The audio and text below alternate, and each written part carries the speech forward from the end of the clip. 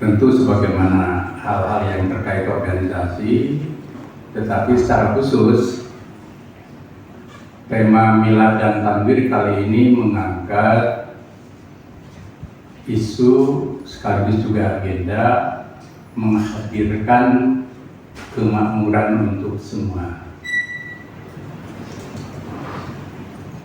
Dan insya Allah kami sudah bersurat langsung dan bertemu untuk mengundang Presiden Republik Indonesia Pak Prabowo Subianto untuk membuka dan menyampaikan amanat dalam Tanwir itu.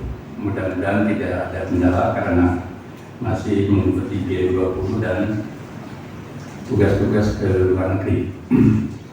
Karena secara spesifik itu selain terkandung di dalam tujuan nasional kita, yakni mewujudkan Indonesia yang merdeka, bersatu, berdaulat, adil dan makmur.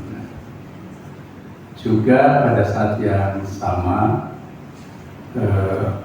konsep dan pemikiran tentang kemakmuran itu tidak banyak dibahas. Bahkan sering konsep ini disatukan dengan adil. Jadi masyarakat adil dan makmur. Nah, Muhammadiyah ingin fokus bukan hanya membahas, tetapi juga nanti mengagendakan program-program praktis yang bisa bersinergi dengan 3 posisi. 1, posisi dan program pemerintah di periode ini. Kemudian yang kedua, posisi dan program-program kekuatan masyarakat lain termasuk di tingkat lokal daerah. Yang ketiga tentu program Muhammadiyah.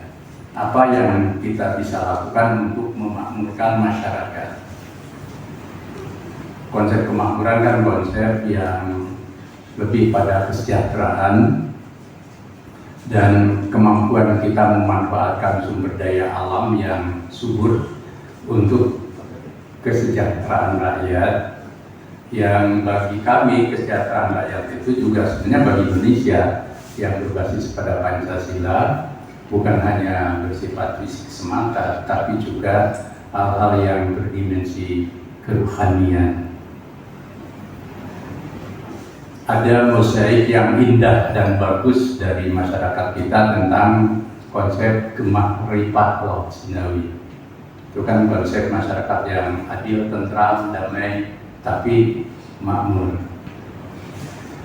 Kemudian dalam referensi Islam itu ada konsep baldatun thayyibatun wa rabbun ghafur, yang bagi Muhammadiyah ini bukan konsep yang asing.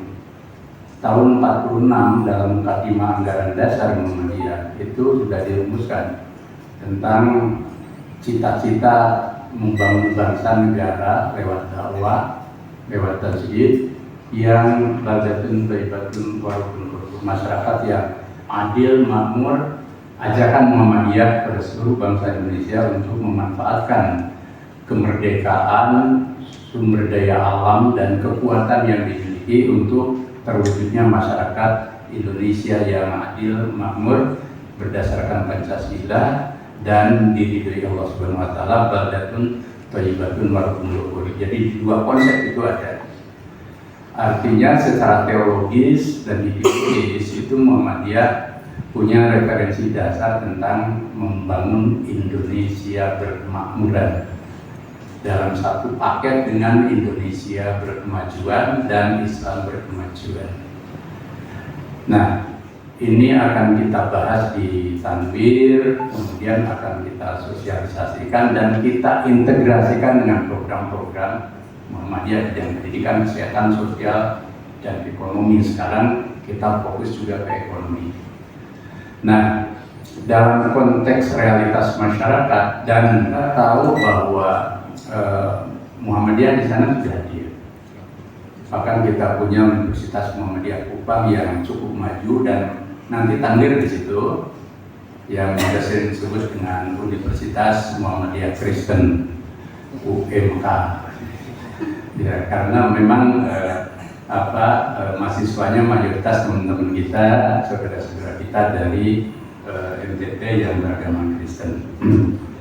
Dan program-program kita bukan hanya Universitas universitas juga kita punya program pemberdayaan masyarakat sampai ke timur tengah selatan di kawasan itu, daerah yang sangat jauh. Nah, kita ingin punya program praktis sekaligus pesan untuk bangsa bahwa kemakmuran tidak boleh dinikmati oleh sekelompok kecil. Nah, dasar konstitusi kita dan ekonomi konstitusi kita di pasal 33 kan bahwa bumi, air, dan kekayaan yang terkandung di dalamnya sebesar-besarnya dipergunakan untuk kemakmuran rakyat, kan? Jadi kata kemakmuran di situ malah secara lateral dinyatakan secara verbal. Jadi tidak boleh, maka bahasa Muhammadiyah itu kemakmuran untuk semua.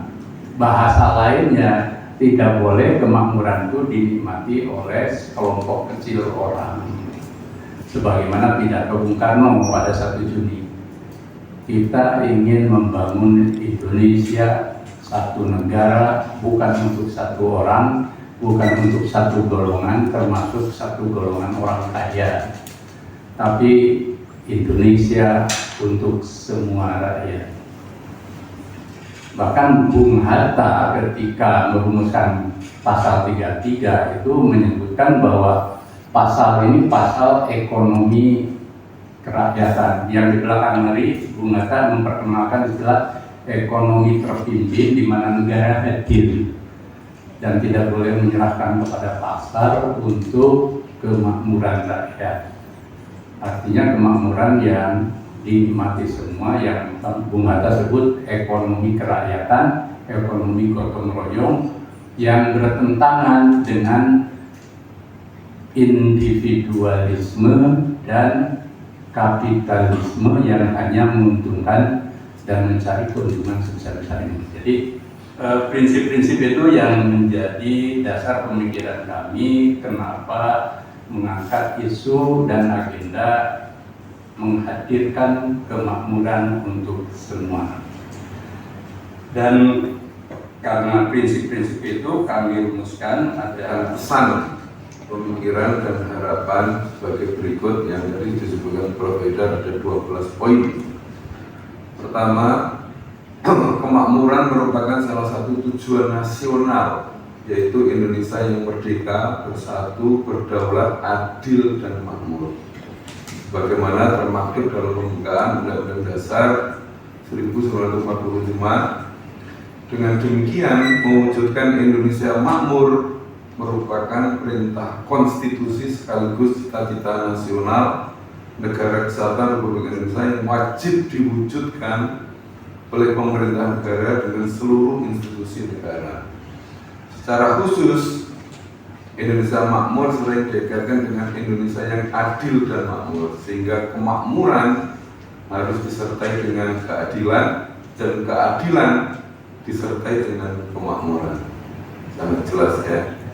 2. Kemakmuran Indonesia niscaya merata untuk seluruh bangsa dalam spirit sila kelima Pancasila, yaitu keadilan sosial bagi seluruh rakyat Indonesia. Kemakmuran Indonesia berlaku untuk seluruh rakyat sebagaimana pasal 33 Undang-Undang Dasar 1945 yang berbunyi, bumi dan air dan kekayaan alam yang terkandung di dalamnya dikuasai oleh negara dan dipergunakan untuk sebesar-besar kemakmuran